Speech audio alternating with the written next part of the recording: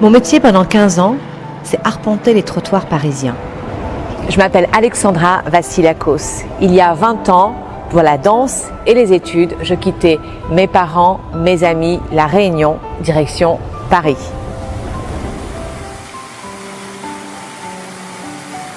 Des rencontres vont m'amener à un métier tourné vers les autres. Pendant presque la moitié de ma vie, je suis alors chasseuse de tête.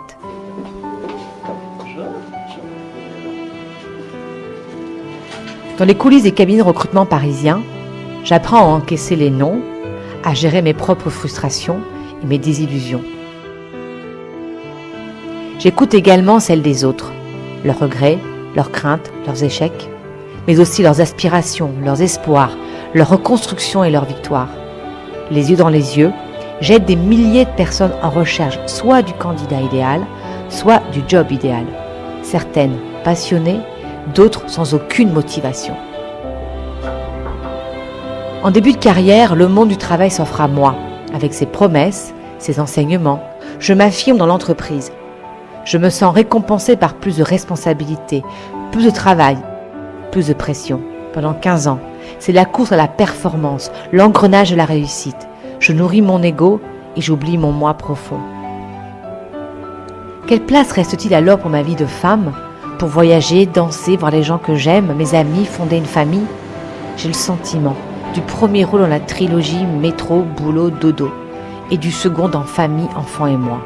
À cran, sous tension dès le lever du jour et dans une course effrénée le soir, fatigue, sensibilité à fleur de peau. Le temps file, les enfants poussent et je ne sais plus leur expliquer quel métier je fais. Un matin 2015, c'est la douche froide, la claque. Mon employeur me montre le chemin de la sortie pour des raisons obscures d'organisation. C'est la chute libre. Je tombe de haut et dans un dernier sursaut, je négocie mon départ. Puis, pendant des mois et des mois, je craque. Je perds mes repères. Sans travail, je ne sais plus qui je suis. Je n'ai plus confiance en la société. J'ai honte de passer la porte de Pôle emploi. Je me cherche. Je ne dors plus. Je me sens perdue.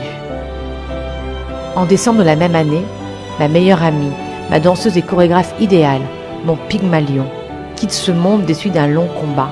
Le monde s'écroule.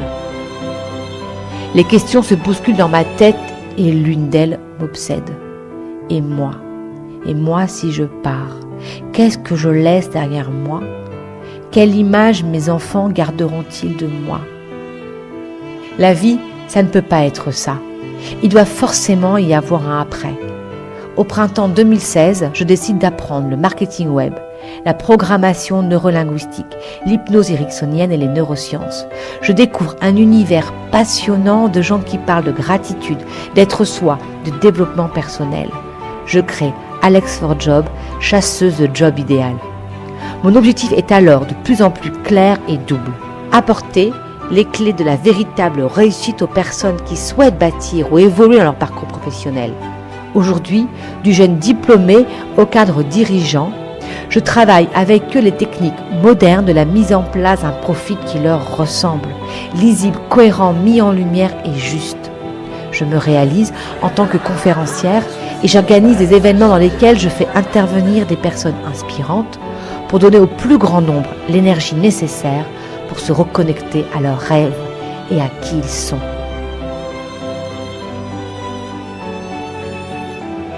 Et aussi, ne jamais cesser d'apprendre tous les jours sur moi, m'ouvrir à la méditation, à la spiritualité, passer du temps de qualité avec les miens, amener mes enfants à penser par eux-mêmes, à ne pas vivre dans la parole des autres, faire toujours de leur mieux, leur apprendre qu'ils ne sont pas leurs émotions, à vivre dans le présent et à s'aimer de façon inconditionnelle.